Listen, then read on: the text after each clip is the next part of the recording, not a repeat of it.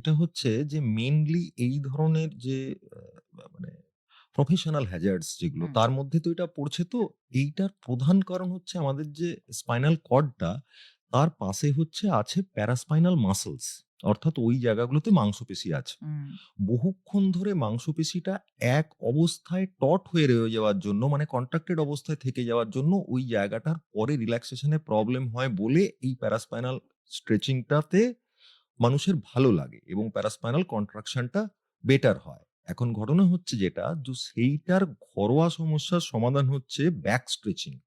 অর্থাৎ বসে কোমরে দুটো হাত দিয়ে জাস্ট কোমরটাকে একটু পেছনের দিকে হুম, নিয়ে যাওয়া। ব্যাক হুম, স্ট্রেচিং খুব ইম্পোর্টেন্ট। আর হচ্ছে বাড়িতে শীতকালটাতে পার্টিকুলারলি ওই হট ওয়াটার ব্যাগ, অর্থাৎ হুম, হালকা গরম হুম, জলে হুম, ভর্তি একটু হট ওয়াটার ব্যাগ রেখে পিঠে বা কোমরে দিলে এর খুব ভালো উপশম পাওয়া যায়। তবে back stretching is very much helpful.